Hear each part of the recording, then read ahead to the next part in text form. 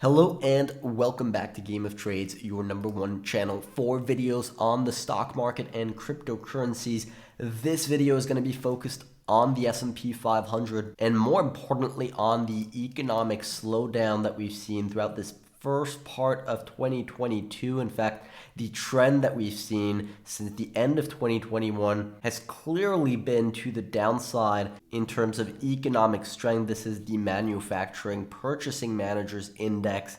It's a big leading economic indicator, and it's highly correlated to S&P 500 revenues.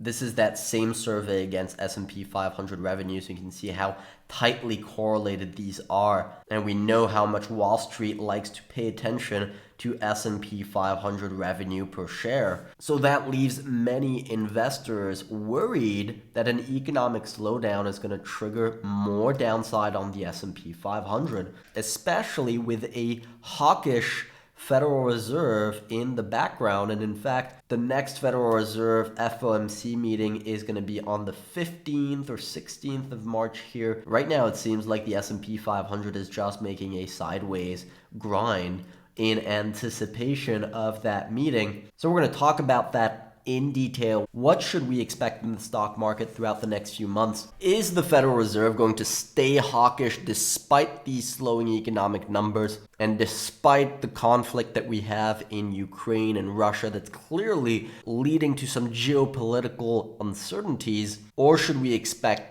all of that to change in a big way and lead the markets higher? We're going to discuss that in detail. Now, if you're interested in following these crazy markets with us, make sure to click on that subscribe button. And now, without further ado, let's get right into it. Now, we made a premium video the other day on our website at gameoftrades.net covering this economic slowdown, how the markets would react, and we briefly talked about an example from 2018 where we had a similar situation. In fact, you can see right here on this chart in 2018 we had a similar type of slowdown in the economy, and the Federal Reserve was very hawkish back here. So in this video, I actually want to go back with you guys and take a look at some notes from the FOMC meetings back in this period here, back in 2018, to know exactly how the market reacts to the Federal Reserve when you have this type of market environment, when you have a slowdown in the economy, and when you have those types of concerns. I think this case study here is extremely important to understand, and I think it's going to put us one step ahead of other players in the market if we can understand this completely. Now again, just as some background information here, this first part of the 2018 correction, this was triggered by Federal Reserve tightening, very similar to what we've had here. That's been purely driven by the Federal Reserve switching from being extremely dovish throughout this period to all of a sudden becoming extremely hawkish back in November.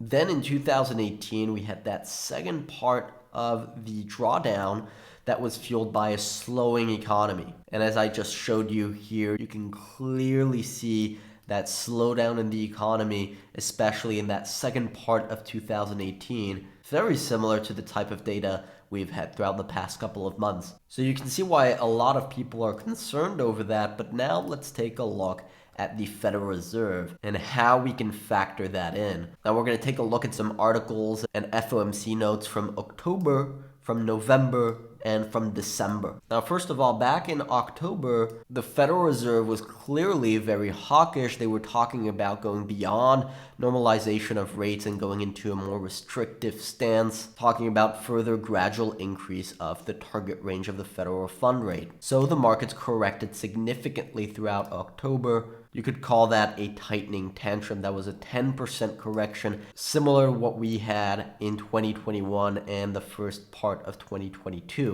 Now here is where things get very interesting, because right here on November 8th, 2018, we had another FOMC meeting, and many investors were arguing whether the Fed would be hawkish or dovish, and the markets were actually testing resistance as we had that meeting. Now let's jump over to the press release from the Federal Reserve on November 8th, 2018. You can see they keep that same hawkish tone further gradual increases in the target range of the federal fund rate. And they did this. They kept their hawkish tone despite evidence of a weakening economy right here. And so guess what happened to the market? It rejected off resistance and it began the second part of its leg down throughout 2018. It wasn't until the December meeting that the Federal Reserve began to flip to a dovish tone. And you can see that is clearly highlighted here as they began to lower their projections for rate increases. And that's when the market started to rally significantly.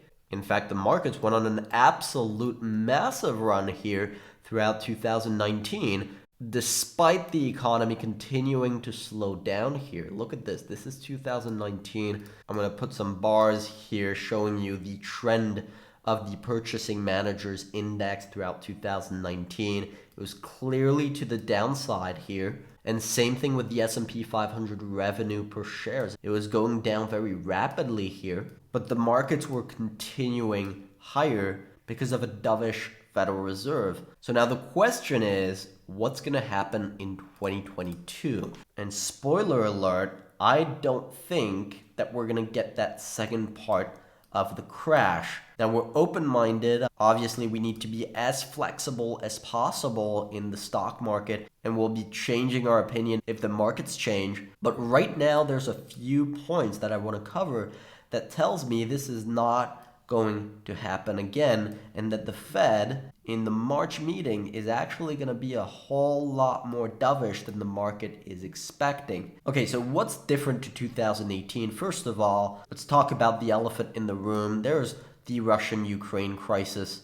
Now, I'm not an expert in geopolitical events, but it would not surprise me if the Fed uses that as an excuse to keep a dovish tone. And the next big point that's absolutely essential to take into account that was different to that November meeting that really caused that crash in 2018, it's the fact that the bond market was still rising. We had the 10-year and the 2-year that was rising significantly. So the Federal Reserve looks at that, they see bond yields rising, they have to stay in line with the bond market. In fact, you can see it wasn't until the bond market began to fall here that the Fed began to change its tone. And you can see how different that is to what's happening right now. In March of 2022, we've had a significant correction in the bond market here. So I think that's going to leave the door open to the Fed perhaps being a little bit more dovish. So if I have to make a summary, first of all,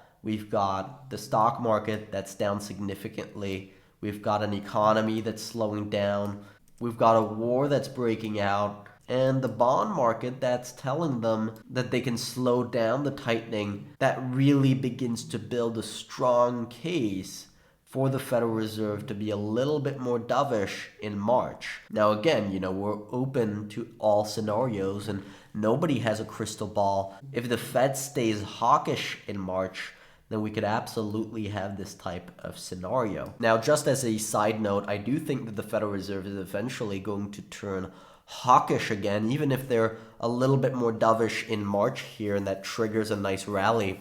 This premium episode that we posted a couple days ago actually highlights that, what we think the next big inflationary readings are going to look like and how monetary policy will react. If you look at this video, there is a pretty strong case that inflationary pressures are not necessarily slowing down right now. And so when the Fed is going to have to crack down on that inflation, that's when things can get messy for the stock market. So we'll be watching that very carefully and of course making several updates along the way as we see these developments play out. Make sure to tune in for these next premium videos and premium articles throughout the next couple of weeks. Very excited about some of these articles. I hope you guys are going to enjoy them. Now, in the meantime, I wish you good luck on your trading and see you next time.